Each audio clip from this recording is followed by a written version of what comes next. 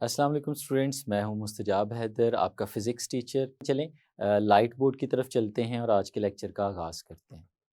तो स्टूडेंट्स हम लोग सीखते हैं कंपाउंड माइक्रोस्कोप को। हम लोग सिंपल माइक्रोस्कोप के बारे में जान चुके हैं। हमने देखा था कि अगर हमारे पास एक simple single by convex lens हो तो उस कन्वेक्स लेंस से हम लोग क्या कर सकते हैं कि एक हाईली मैग्नीफाइड इमेज बना के देख सकते हैं। और हमने कहा था कि वो उस एक सिंगल कन्वेक्स लेंस को हम लोग सिंपल माइक्रोस्कोप का नाम देंगे। लेकिन स्टूडेंट्स जो कंपाउंड माइक्रोस्कोप है ये एक ऐसा इंस्ट्रूमेंट है जिसमें हम एक सिंपल माइक्रोस्कोप की निस्बत बहुत ज़्यादा हाई मैग्नीफिकेशन ले सकते हैं। और इसके नाम के अंदर कंपाउंड आ रहा है और कंपाउंड का वर्ड यहाँ पे रिप्रेजेंट करता है मल्टीपल लेंसेज को। यानी ये एक ऐसी माइक्रोस्कोप होती है जो एक लेंस नहीं बल्कि एक से ज़्यादा लेंसेज को इस्तेमाल करते हुए हमें एक हाईली मैग्नीफाइड इमेज देती है। तो स्टूडेंट्स अगर हम इसको डिस्क्राइब करें कि कंपाउंड माइक्रोस्कोप क्या है तो स्टूडेंट्स हम लोग इसे ऐसे लिख सकते हैं कि compound microscope is an optical instrument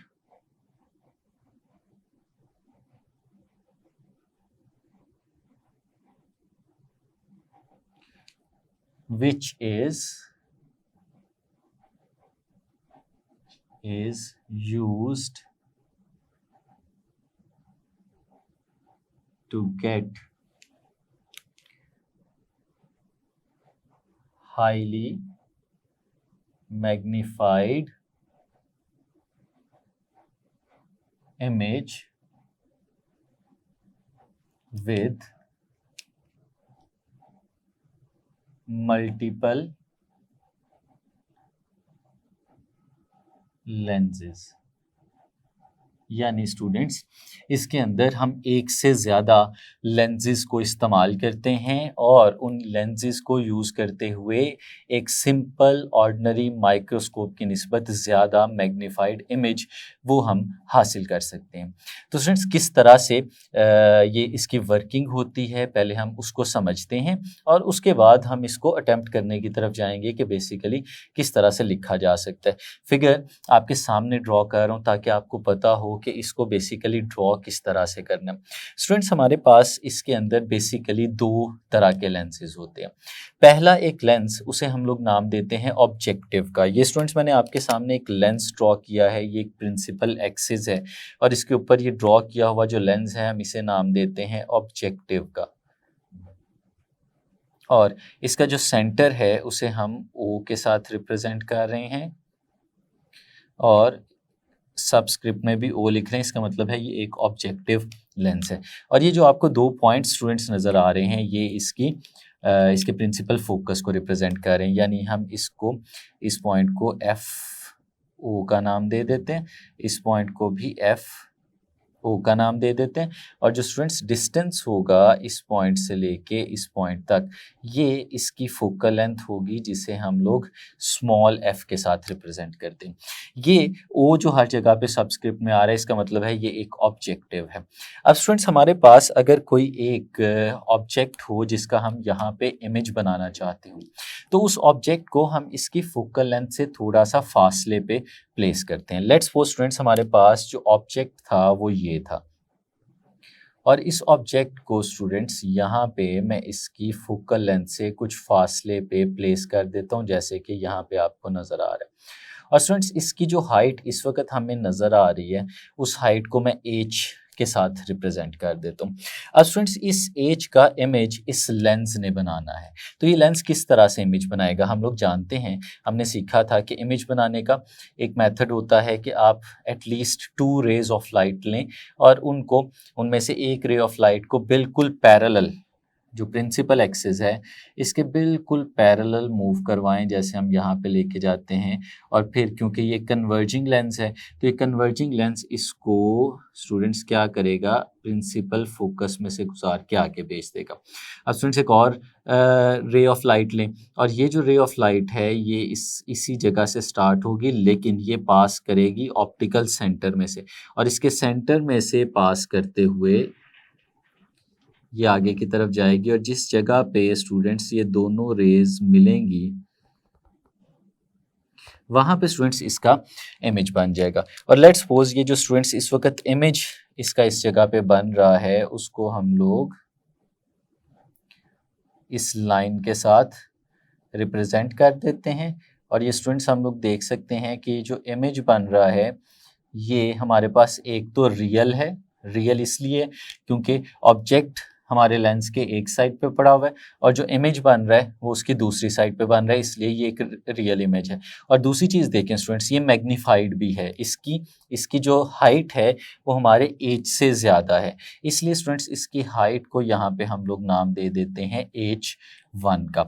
तो स्टूडेंट्स एक लेंस था जिसे हम लोगों ने नाम दिया ऑब्जेक्टिव का, और उस ऑब्जेक्टिव लेंस ने बेसिकली क्या किया कि हमारे पास एक इमेज बना दिया हमारे ऑब्जेक्ट का जिसकी हाइट H थी। अब स्टूडेंट्स हम लोग क्या करते हैं, हम एक और लेंस यहाँ पे लेते हैं। अब जो लेंस हम लोग ले रहे हैं इस लेंस में और पहले वाले लेंस में फ़र्क ये है कि इस लेंस की जो फोकल लेंथ है वो लार्ज है, ये एक लार्जर लेंस है, ये एक बड़ा लेंस है और इसको हम लोग यहाँ पे प्लेस कर देते हैं। लेट्स सपोज स्टूडेंट्स मैं वो लेंस आपके सामने यहाँ पे ड्रॉ करके दिखाता हूँ। ये स्टूडेंट्स लेट्स सपोज लेंस है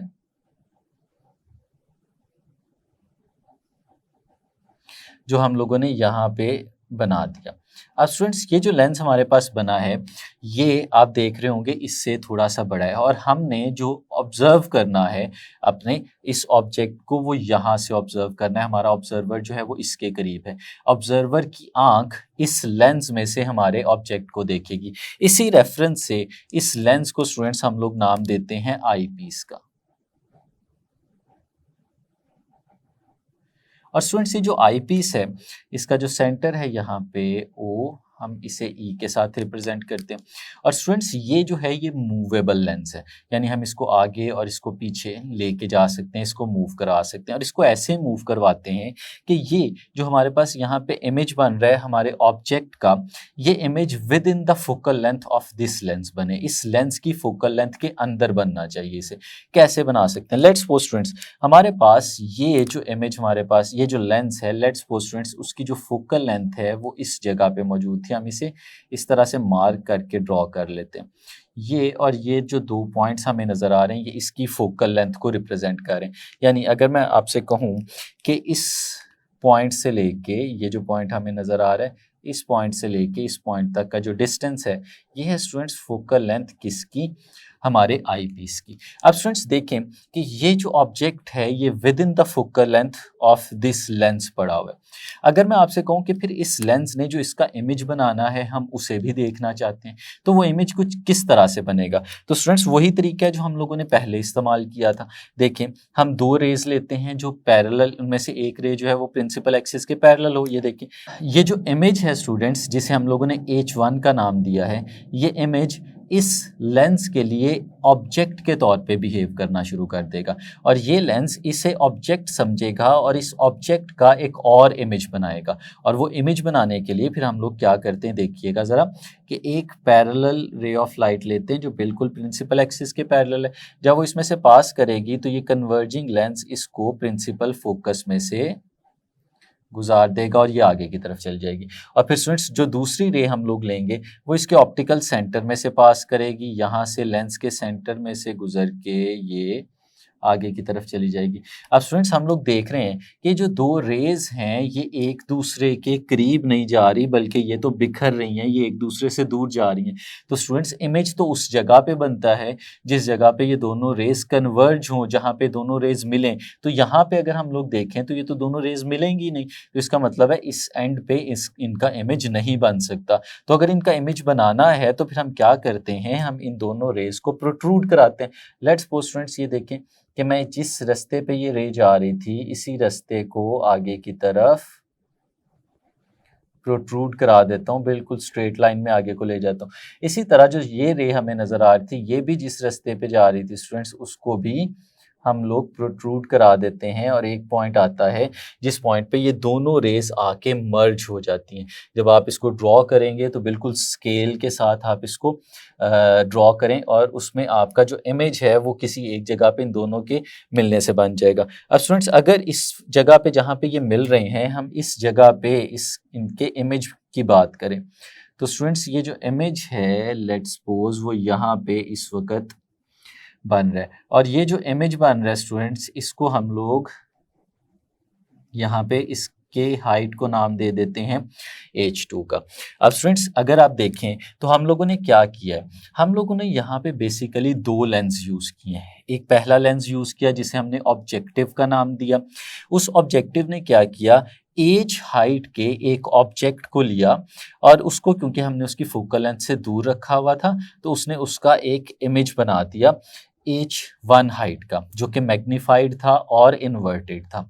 हमने एक और लेंस लिया और उस लेंस के लिए पहले बना हुआ image as a object behave करने लग गया, और उस लेंस ने उस इमेज को, जो कि इसके लिए ऑब्जेक्ट था, दोबारा से मैग्नीफाई किया और एक बहुत बड़ा इमेज बन गया। स्टूडेंट्स देखें कि एज जो थी वो साइज था हमारे ऑब्जेक्ट का, और h2 है हमारे फाइनल इमेज का साइज। तो अगर इनका कंपैरिजन देखें तो हम देख सकते हैं कि इनमें बहुत ज़्यादा डिफरेंस है। h2 is highly magnified as compare to h1। तो फिर स्टूडेंट्स ये बेसिक फिनोमिना है जो कंपाउंड माइक्रोस्कोप में यूज़ होता है कि हम लोग एक से ज़्यादा लेंसेज यूज़ करते हैं और हर एक लेंस अपनी मैग्नीफिकेशन को पुट करता है और फिर ओवरऑल एक हाईली मैग्नीफाइड इमेज हमारे पास आ जाता है। तो ये था स्टूडेंट्स हमारे पास बेसिक वर्किंग कि किस तरह से हमारी कंपाउंड माइक्रोस्कोप वर्क करती है। तो अब इस वर्किंग को सामने रखते हुए हम इन सारी चीज़ों को डिस्क्राइब कर सकते हैं कि सबसे पहले स्टूडेंट्स अगर हम बात करें इसकी कंस्ट्रक्शन की, तो इसी को समझेंगे और कंस्ट्रक्शन हम लोग यहाँ पे लिख लेंगे।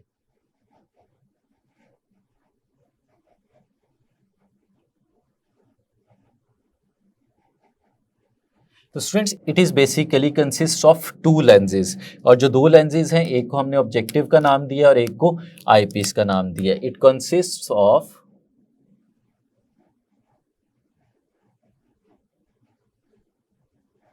To lenses. दो लेंसेज हैं स्टूडेंट्स हमारे पास इसके अंदर। जो पहला लेंस है उसे हम लोग नाम देते हैं ऑब्जेक्टिव का,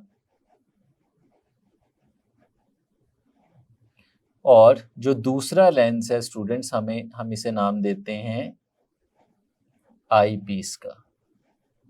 अब स्टूडेंट्स इसमें हमें कुछ चीजें जहन में रखनी है। सबसे पहले जो हमारे पास ऑब्जेक्टिव है, ऑब्जेक्टिव की जो फोकल लेंथ है ये कम होती है।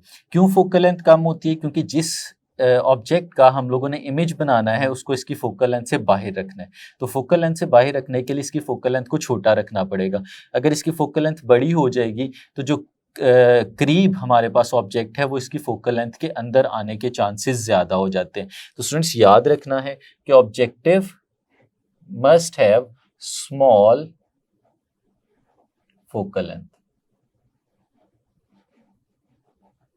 ऑब्जेक्टिव की जो फोकल लेंथ है वो स्मॉल होनी चाहिए। और जो स्टूडेंट्स आई पीस हमें यहाँ पे नजर आ रहा है, आई पीस के अंदर की फोकल लेंथ के अंदर हमें इमेज बनाना है पहले ऑब्जेक्ट का। तो इसका मतलब है कि जितनी ज़्यादा बड़ी इसकी फोकल लेंथ होगी उतना ज़्यादा आसान होगा हमारे पास इमेज को उसकी फोकल लेंथ के अंदर बनाना। तो इसका मतलब है जो आई पीस है उसकी फोकल लेंथ लार्ज होनी चाहिए।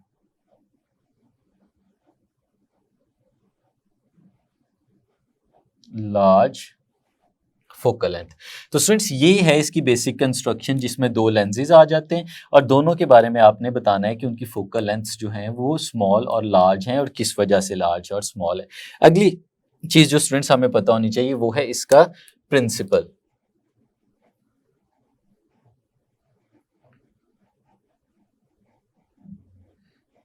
प्रिंसिपल स्टूडेंट्स बहुत सिंपल है, इसीलिए मैंने सबसे पहले आपको वर्किंग बताई ताकि हम उस वर्किंग को इसके प्रिंसिपल में ट्रांसलेट कर सकें। यहाँ पे हमने क्या देखा कि first the object is magnified through objective lens. पहले हम ऑब्जेक्टिव लेंस को यूज करते हुए अपने ऑब्जेक्ट का एक मैग्नीफाइड इमेज बनाते हैं और फिर उस मैग्नीफाइड इमेज से हमारे पास एक और मैग्नीफाइड इमेज हमारा आई पीस बनाता है। तो स्टूडेंट्स इसको इस तरह से हम लोग यहाँ पे लिख सकते हैं, first a magnified and real image of object is formed by objective lens of small focal length। ये स्टूडेंट सबसे पहला काम होता है। उसके बाद क्या होता है? Then a further enlarged and virtual image is formed by eyepiece of large focal length।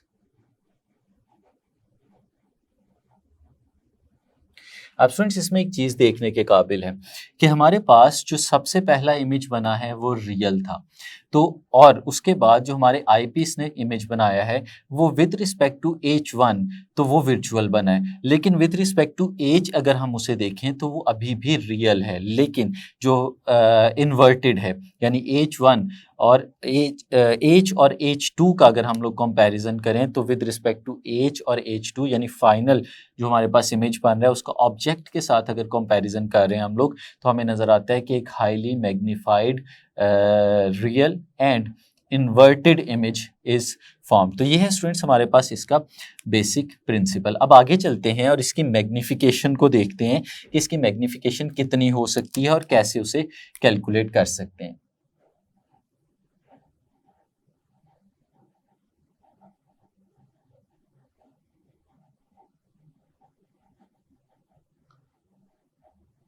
अब स्टूडेंट्स अगर हम इसे मैग्निफिकेशन कैलकुलेट करनी है तो हमें बेसिक फार्मूला तो मैग्निफिकेशन का पता है कि हमें ये बेसिक पता होना चाहिए कि हमारे पास जो ऑब्जेक्ट है उसने क्या एंगल बनाया था और फिर जब हमने उसे किसी ऑप्टिकल डिवाइस के थ्रू देखा है तो फिर उसने क्या एंगल बनाए। तो सबसे पहले लेट्स सपोज स्टूडेंट्स हम पहली फिगर की तरफ जाते हैं। हम कहते हैं कि लेट्स सपोज ये हमारा एक एक्सिस है और एक्सिस पे यहाँ पे इस जगह पे हमारी एक नेकेड आई मौजूद है और हमारा ये जो ऑब्जेक्ट था इसको हमने least distance of distinct vision के ऊपर प्लेस कर दिया, यानी हमने इस ऑब्जेक्ट को यहाँ पे प्लेस किया जहाँ पे हम मैक्सिमम विजुअल एंगल इसका ले सकते थे।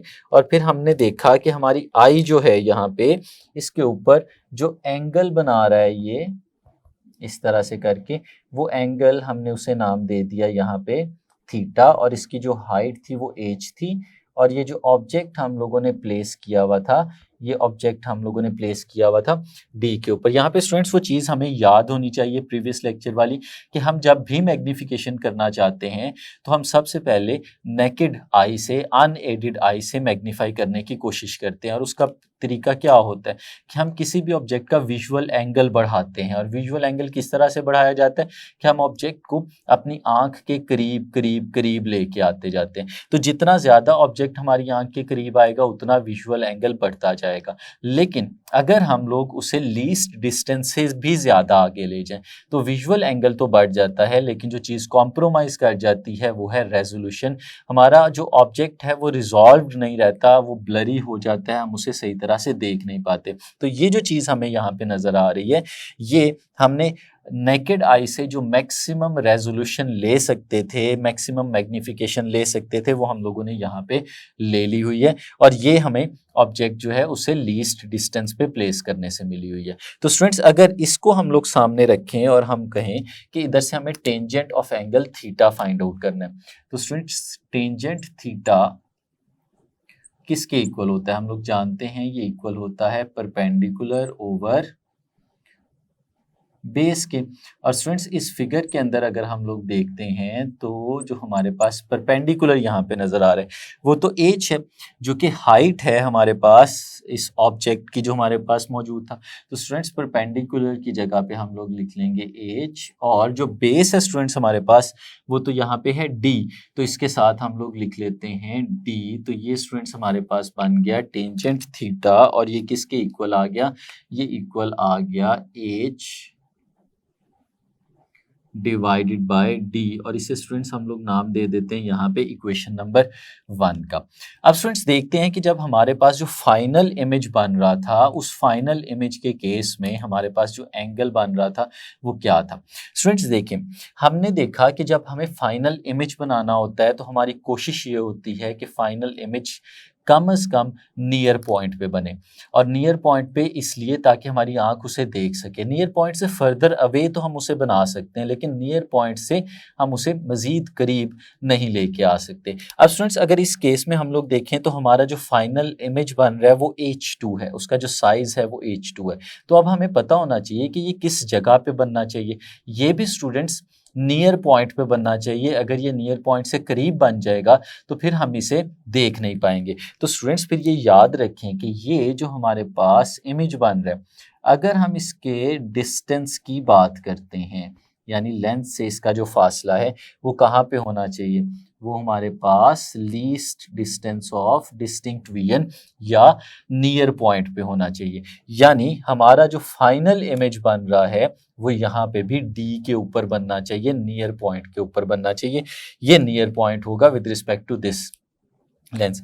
अब स्टूडेंट्स यहाँ पे एक ट्रायंगल हमारे पास एक और हमें बनती हुई नजर आ रही है। लेट्स सपोज स्टूडेंट्स ये जो फाइनल इमेज हमारे पास बन रहा है, ये जो एंगल यहाँ पे सब्सटीट्यूट कर रहा था, सबटेंड कर रहा था, अगर हम उस एंगल की बात करें तो लेट्स सपोज स्टूडेंट्स वो एंगल हम यहाँ पे कुछ इस फॉर्म में बना देते हैं, और इस एंगल को हम लोग नाम दे देते हैं थीटा ई का, क्योंकि स्टूडेंट्स ये जो एंगल है ये आई पीस के ऊपर बन रहा है। अब इधर एक ट्रायंगल स्टूडेंट्स हमें बनती हुई नजर आएगी। उस ट्रायंगल को मैं आपके सामने हल्का सा हाईलाइट कर देता हूँ ताकि हमें फ़र्क जो है वो नज़र आए। कहाँ से स्टूडेंट्स ये स्टार्ट हो रही है, देखिएगा ज़रा, ये हमारे पास एक ट्रायंगल बन रही है जिसको मैं यहाँ पे आपको हाईलाइट करके दिखा रहा हूँ। ये देखें स्टूडेंट्स, हमारे पास ये एक ट्रायंगल बनी जो इस इमेज H2 के लिए बन रही है। ये वाली ट्रायंगल स्टूडेंट्स यहाँ से यहाँ और फिर इस तरह से। अब इस ट्रायंगल की अगर हम बात करें और इसके लिए tangent of angle theta find out करें, यहाँ पे जो थीटा है क्योंकि वो आई पीस के साथ बन रहा था इसलिए हमने इसे थीटा ई का नाम दिया हुआ है। तो स्टूडेंट्स इस केस में अगर हम लोग टेंजेंट थीटा ई की वैल्यू फाइंड आउट करें तो टेंजेंट तो फिर से वही होता है, परपेंडिकुलर ओवर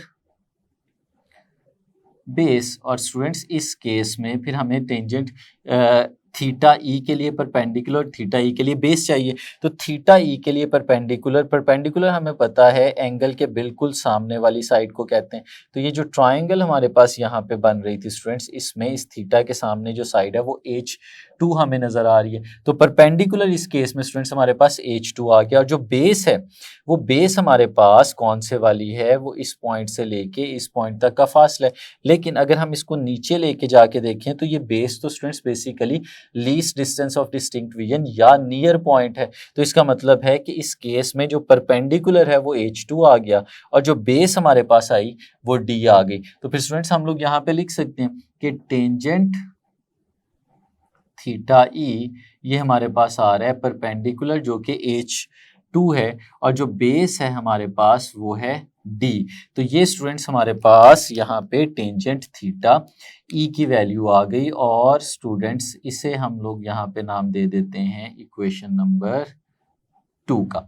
अब स्टूडेंट्स थीटा कौन सा एंगल है, थीटा वो एंगल है जो अनएडिड आई पे बना हुआ है, और थीटा ई क्या है, थीटा ई वो वाला एंगल है जो किसके ऊपर बन रहा है, जो हमारा फाइनल इमेज बना रहा है। अब अगर हम याद करें अपने प्रीवियस लेक्चर्स को कि मैग्निफिकेशन किसके इक्वल होती थी, तो स्टूडेंट्स हम लोगों ने सीखा था कि जो मैग्निफिकेशन है बेसिकली वो हमारे पास रेशियो होती है किसकी, angle formed by the image and the angle formed by the object, जो इमेज ने एंगल बनाया था उसको हम लोग डिवाइड कर देते थे उस एंगल से जो हमारे ऑब्जेक्ट ने बनाया था। तो फिर इस केस में स्टूडेंट्स हम लोग कह सकते हैं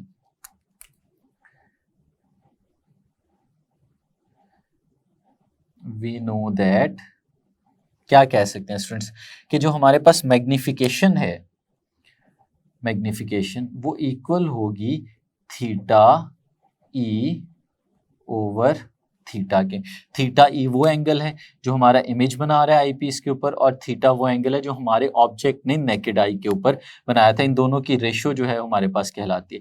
अब स्टूडेंट्स एक और चीज भी हम लोग सीख चुके हैं, हमने देखा था कि अगर एंगल्स स्मॉल हों तो थीटा और टेंजेंट थीटा ये दोनों आपस में इक्वल होते हैं। मैं यहाँ पे दोबारा लिख देता हूँ, फॉर स्मॉल एंगल्स, अगर एंगल स्मॉल हो जाते हैं तो theta is approximately equal to tangent theta and theta e must be approximately equal to tangent theta e. बेटा ये स्टूडेंट्स ये मैथमेटिकल फैक्ट्स हैं और हम इसे क्रॉस चेक भी कर सकते हैं, आपको इसके बारे में पता होना चाहिए।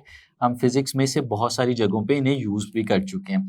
तो स्टूडेंट्स अगर इन चीज़ों को हम सामने रखें तो फिर ये जो हमारे पास मैग्निफिकेशन का फॉर्मूला है हम इसको फर्दर कुछ इस तरह से भी लिख सकते हैं कि m magnification that is equal to tangent theta e divided by tangent theta, यानी हमें थीटा ई ओवर थीटा की बजाय tangent theta e divided by tangent theta भी इसे लिख सकते हैं। और स्टूडेंट्स अगर फिर इनकी वैल्यू सब्स्टिट्यूट करें from equation number 1 and equation number 2 तो स्टूडेंट्स हमारे पास जो m की वैल्यू आएगी वो टेंजेंट थीटा ई की जगह पे हम लोग लिखेंगे h2 डिवाइडेड बाय d, और जो टेंजेंट थीटा है इसकी जगह पे हम लोग लिखेंगे h डिवाइडेड बाय d। और स्टूडेंट्स ये d जो है वो न्यूमरेटर में भी है डिनोमिनेटर में भी है, कैंसल आउट हो जाएगा और हमारे पास जो आ जाएगा वो आएगा h2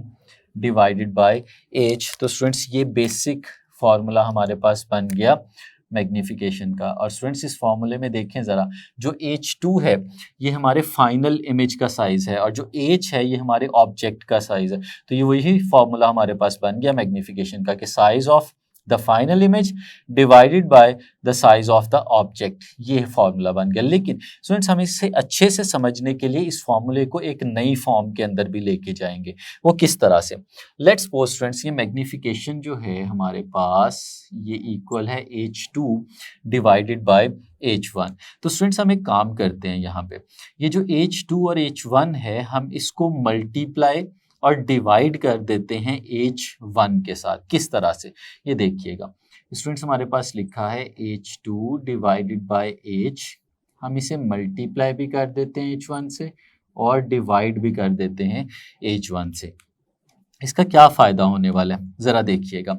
मैं स्टूडेंट्स इसे कुछ इस तरह से लिखूंगा, m इज इक्वल टू ये जो h2 हमारे पास लिखा है और h1 ये क्योंकि मल्टीप्लाई हो रहे हैं और मल्टीप्लिकेशन जो है हमें पता है वो कम्यूटेटिव होती है, तो किसी को भी पहले और किसी को भी बाद में लिखा जा सकता है। तो स्टूडेंट्स हम इसे कुछ इस तरह से लिखते हैं कि ये जो h2 ऊपर लिखा हुआ था ये नीचे वाला h1 हम इस जगह पे इसके साथ लिख देते हैं और फिर मल्टीप्लिकेशन के बाद ये h1 जो ऊपर लिखा हुआ था इसके नीचे हम लोग h लिख देते हैं। अब स्टूडेंट्स हमने किया क्या यहाँ पे, बेसिकली सिर्फ h और h1 को की पोजीशन को चेंज कर दिया है और क्योंकि मल्टीप्लिकेशन कम्यूटेटिव होती है तो हम इसे चेंज कर सकते हैं, पहले और बाद में लिखने से कोई ख़ास फ़र्क नहीं पड़ता, बल्कि बिल्कुल कोई फ़र्क नहीं पड़ता। अब स्टूडेंट्स ये लिखने का फ़ायदा हमें क्या है, हम ज़रा इसका एनालिसिस करते हैं। देखें h2 ओवर h1 और फिर h1 ओवर h, ये दो चीज़ें हमारे पास लिखी हैं। अगर हम सबसे पहले बात करें h2 ओवर h1 की, तो स्टूडेंट्स इसके अंदर हम लोग इसको ज़रा डिस्कस करते हैं। h2 क्या है, h2 है हमारे पास फाइनल इमेज का साइज और h1 क्या है, इस इमेज के लिए जो h2 है इस इमेज के लिए जो ऑब्जेक्ट था वो h1 था। यानी हम लोग क्या कह सकते हैं इस केस में, हम लोग कह सकते हैं कि h2 के लिए H1 इमेज है और H1 मैग्नीफाई हुआ और H2 बन गया, तो ऑब्जेक्ट H1 हो गया और इमेज H2 हो गया। तो H1 ऑब्जेक्ट का इमेज H2 है। तो अगर H2 साइज ऑफ इमेज है तो फिर H1 इसी इमेज के ऑब्जेक्ट का साइज है। तो स्टूडेंट्स ये size of image to the size of object बन गया, यही तो मैग्निफिकेशन है। लेकिन ये मैग्निफिकेशन किसकी है? ये मैग्निफिकेशन है हमारे पास यहाँ पे आई पीस की। तो फिर स्टूडेंट्स हम इसे कैसे लिख सकते हैं? हम इसे ऐसे लिख सकते हैं कि m इज इक्वल टू, ये हमारे पास आ गई मैग्निफिकेशन किसकी? ये मैग्निफिकेशन आ गई आई पीस की। और मल्टीप्लिकेशन के बाद अगर हम लोग देखें तो H1 डिवाइडेड बाय H लिखा हुआ है। अब H1 क्या है? H1 ये है स्टूडेंट्स और H ये है। अगर H और H1 का कंपैरिजन किया जाए तो ये दोनों ऑब्जेक्टिव के साथ एसोसिएटेड हैं। ऑब्जेक्टिव के पास जो ऑब्जेक्ट था वो H था और इस ऑब्जेक्ट H का जो इमेज बना था वो H1 था। तो H1 is the size of image formed by objective lens of object H। तो अगर H1 over H की बात करें तो ये रेशियो है size of image to the size of object. लेकिन किस लेंस के लिए? ये है ऑब्जेक्टिव लेंस के लिए। तो अगर ये ऑब्जेक्टिव लेंस के लिए है तो फिर इसका मतलब है कि ये मैग्निफिकेशन है हमारे पास यहाँ पे किसकी? ऑब्जेक्टिव की। तो स्टूडेंट्स ये बड़ा इंटरेस्टिंग सा रिलेशन हमारे पास यहाँ पे आ गया कि जो मैग्निफिकेशन हमारे पास ओवरऑल आई थी, ये मैग्निफिकेशन मल्टीप्लिकेशन है दो लेंसेज की इंडिविजुअल मैग्निफिकेशंस की। तो स्टूडेंट्स कंपाउंड माइक्रोस्कोप इसी वजह से बहुत ज़्यादा इंपॉर्टेंस रखती है कि इसमें जो हम दो लेंस अलग अलग से इस्तेमाल कर रहे हैं, जब ये दोनों मिलते हैं तो एक जो फाइनल इमेज बनता है वो इन दोनों की मैग्निफिकेशंस के सम के बराबर नहीं मैग्निफिकेशन देता, बल्कि वो इन दोनों की इंडिविजुअल मैग्निफिकेशंस की प्रोडक्ट के बराबर मैग्निफिकेशन देता है। यानी अगर एक लेंस ने जो मैग्निफिकेशन दी है वो 2 है और दूसरे लेंस ने जो मैग्निफिकेशन दी है वो 3 है, तो 2 और 3 आपस में मल्टीप्लाई होके 6 जो फाइनल मैग्निफिकेशन है वो हमें दे रहे होते हैं। तो स्टूडेंट्स देखिए कि किस तरह से हम मैग्निफिकेशन को बहुत ज़्यादा इंक्रीज कर देते हैं।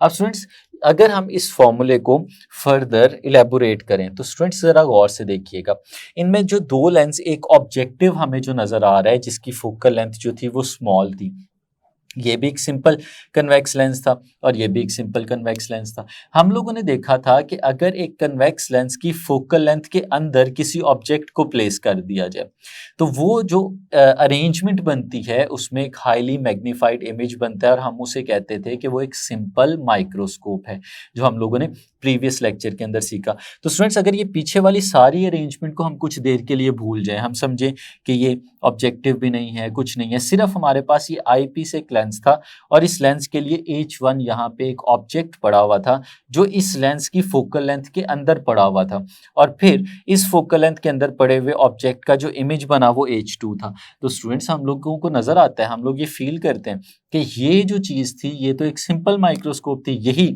फिगर एग्जैक्टली हम लोगों ने सिंपल माइक्रोस्कोप के लिए भी बनाई थी। तो जो आई पीस है यहाँ पे वो बिहेव कर रहा होता है एज ए सिंपल माइक्रोस्कोप, जो कि हम लोगों ने प्रीवियस लेक्चर में सीखी थी। और फिर स्टूडेंट्स हम लोगों ने सिंपल माइक्रोस्कोप के केस में उसकी मैग्निफिकेशन का फॉर्मूला भी ड्राइव किया था। मैं यहाँ पे आपके रिमाइंडर के तौर पे लिखता हूँ। हमने देखा था कि एक सिंपल माइक्रोस्कोप की जो मैग्निफिकेशन होती है स्टूडेंट्स वो इक्वल होती है 1+D/F।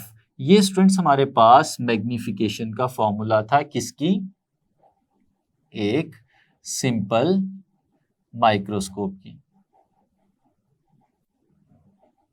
तो स्टूडेंट्स ये लेंस हमारे पास सिंपल माइक्रोस्कोप बन गया, तो इसका मतलब है इसकी मैग्निफिकेशन भी इसी तरह से निकाली जा सकती है। तो स्टूडेंट्स क्या मैं फिर यहाँ पे लिख सकता हूँ कि हमारे पास जो आई पीस है यानी जो ME है इसकी जो मैग्निफिकेशन है वो 1+D/F। लेकिन क्योंकि यहाँ पे हमारे पास दो फोकल लेंथ है, एक FE है और एक FO है, तो इस केस में FE हम इसकी फोकल लेंथ ले लेंगे तो हम लिख सकते हैं कि जो हमारे आई पीस की फोकल लेंथ है वो 1+D/FE के बराबर है। और स्टूडेंट्स जो दूसरा है हमारे पास ऑब्जेक्टिव की फोकल, अगर हम इसकी मैग्नीफिकेशन की बात करें तो ये सिंपल हम दो तरीकों से निकाल सकते हैं। एक तो हमने सीखा था कि size of the image to the size of object, और दूसरा हमने सीखा था distance of image to the distance of object. अगर हम उस फॉर्मूले को यहाँ पे लें तो हम लोगों ने सीखा था कि फिर MO जो हमारे पास बनता है वो किसके इक्वल बनेगा। हमने सीखा था कि डिस्टेंस ऑफ द इमेज उसको हम लोग रिप्रेजेंट करते थे Q के साथ, और डिस्टेंस ऑफ द ऑब्जेक्ट इसे हम लोग रिप्रेजेंट करते थे P के साथ। तो स्टूडेंट्स ये हमारे पास इक्वल आ जाएगा Q डिवाइडेड बाय P। तो फिर अगर हम इन दोनों वैल्यूज़ को यहाँ पे सब्सटीट्यूट करें, ME की वैल्यू स्टूडेंट्स यहाँ पे सब्सटीट्यूट करें और MO की वैल्यू यहाँ पे सब्सटीट्यूट करें, तो हमारे पास मैग्नीफिकेशन का जो फॉर्मूला है उसकी मॉडिफाइड फॉर्म आ जाएगी। हम लोग कुछ उसे इस तरह से लिख सकते हैं कि ME की जगह आ जाएगा 1+D/FE, और जो साथ हमारे पास MO लिखा हुआ है इसकी जगह आ जाएगा Q/P। और अगर इसे थोड़ा सा रीअरेंज करें तो हम इसको इस फॉर्म में लिख सकते हैं जिस फॉर्म में हमारी बुक में लिखा हुआ है कि Q/P, इसको स्टूडेंट्स हम लोग पहले लिख रहे हैं, और 1+D/FE इसे हम लोग बाद में लिख रहे हैं। तो स्टूडेंट्स ये हमारे पास बेसिक फॉर्मूला बन जाता है मैग्नीफिकेशन का। तो स्टूडेंट्स इस फॉर्मूले से फिर हम लोग कुछ रिजल्ट निकाल सकते हैं। पहली चीज़ तो देखें कि अगर हम चाहें कि हम मैग्नीफिकेशन को इंक्रीज करें तो मैग्नीफिकेशन को बढ़ाने का यहाँ पे मेथड क्या हमें नज़र आ रहा है। हम देख रहे हैं कि मैग्नीफिकेशन का इन्वर्स रिलेशन है focal length of eyepiece के साथ। तो आई पीस की फोकल लेंथ जितनी हम लोग कम करते चले जाएंगे हमारी मैग्नीफिकेशन उतनी ही ज़्यादा होती चली जाएगी। लेकिन याद रखें कि हमने शुरू में क्या कहा था कि जो हमने आई पीस यहाँ पे यूज़ करना है उसकी फोकल लेंथ लार्ज होनी चाहिए। तो लार्ज फोकल लेंथ इसलिए कि हमारा ऑब्जेक्ट अंदर जो हमारा इमेज है वो इसके फोकल लेंथ के अंदर बने, और फिर उसकी फोकल लेंथ कम इसलिए होनी चाहिए कि हम उसकी मैग्नीफिकेशन को इंक्रीज़ करना चाहते हैं। तो फिर स्टूडेंट्स हमें कॉम्प्रोमाइज़ करना पड़ता है कि हमें देखना है कि ये लेंस किस जगह पे हमें एडजस्टमेंट के लिए कितनी मैग्नीफिकेशन चाहिए, क्योंकि उस मैग्नीफिकेशन के अकॉर्डिंगली फिर हम इसे इस्तेमाल कर सकते हैं। और फिर स्टूडेंट्स एक और चीज़ भी है जो बहुत इंपॉर्टेंस रखती है, और इसको हम लोग फर्दर आगे अगले लेक्चर्स में भी डिस्कस करने जा रहे हैं कि एक तो होती है मैग्नीफिकेशन और दूसरी है रेजोल्यूशन, रिजॉल्विंग पावर। हमारे पास कोई भी ऑब्जेक्ट जब उसका इमेज बनाया जाता है तो उसका इमेज उतना अच्छा बनता है जितनी ज़्यादा लाइट उससे टकरा के हमारे इंस्ट्रूमेंट के अंदर एंटर हो रही हो। और फिर दूसरी चीज़, जो लाइट उसके अंदर एंटर हो रही है उस लाइट की डायफ्रैक्शन कम से कम होनी चाहिए ताकि हमारा जो इमेज है वो अच्छा बन सके। तो स्टूडेंट्स अगर हम लाइट ज़्यादा एंटर कराना चाहें तो लाइट ज़्यादा एंटर कराने का एक तरीका ये होता है कि हम लेंस का जो साइज़ है उसे इंक्रीज़ कर दें, क्योंकि जितना बड़ा हमारे पास लेंस का साइज़ होगा उतनी ज़्यादा लाइट उसके अंदर एंटर हो सकती है। तो स्टूडेंट्स फिर एक कंपाउंड माइक्रोस्कोप की अगर हम लोग बात करें तो इस कंपाउंड माइक्रोस्कोप के अंदर हमें ऑब्जेक्टिव तो स्मॉल फोकल लेंथ का रखना है, आई पीस हमें लार्ज फोकल लेंथ का रखना है, लेकिन ज़्यादा लाइट एंटर कराने के लिए ऑब्जेक्टिव की फोकल लेंथ हमारे पास ज़्यादा भी हो सकती है, क्योंकि हमें इसके साइज़ को बढ़ाना है। और इसी तरह से इसके केस में हमारी मैग्नीफिकेशन को बढ़ाने के लिए इसकी फोकल लेंथ को कम भी कर सकते हैं। तो स्टूडेंट्स अगर रेजोल्यूशन अच्छी करनी है तो हम लोग शॉर्ट वेवलेंथ की लाइट यूज़ कर सकते हैं और एक ज़्यादा बड़े साइज़ का ऑब्जेक्टिव यूज़ कर सकते हैं। और अगर हम लोग मैग्नीफिकेशन को बढ़ाना चाहते हैं तो उस केस में फिर हमें जो आई पीस है इसकी फोकल लेंथ को कम करना पड़ता है। अब स्टूडेंट्स ये बेसिक इसकी स्कीमेटिक थी, इसकी रे डायग्राम थी। हमारी बुक में एक छोटी सी इंफॉर्मेशन भी दी है जिसमें 17th सेंचुरी की इसी तरह की बनी हुई एक कंपाउंड माइक्रोस्कोप भी दिखाई गई है कि जिसमें हमारे पास एक मूवेबल लेंस था कि एक लेंस को मूव करते थे, जैसे कि मैंने आपको बताया आई पीस है तो उसकी मूवमेंट जो थी उससे हम लोग कंट्रोल करते थे कि हमारा जो इमेज बन रहा है वो उसकी फोकल लेंथ के अंदर आ जाए और फिर जो फाइनल इमेज हमारे पास बनेगा वो एक लार्ज इमेज बन जाए। तो इसी तरह से हम इनकी मूवमेंट्स को कंट्रोल करके फाइनल इमेज जो है उसको रिजॉल्व और मैग्नीफाइड फॉर्म में देख सकते हैं। तो ये था स्टूडेंट्स हमारा आज का लेक्चर, चैप्टर नंबर 10 का। उम्मीद है आपने इनको अच्छे से समझ लिया होगा, सीख लिया होगा। नेक्स्ट लेक्चर में नेक्स्ट टॉपिक के साथ आएंगे, तब तक के लिए इजाज़त दीजिए। अल्लाह हाफिज़।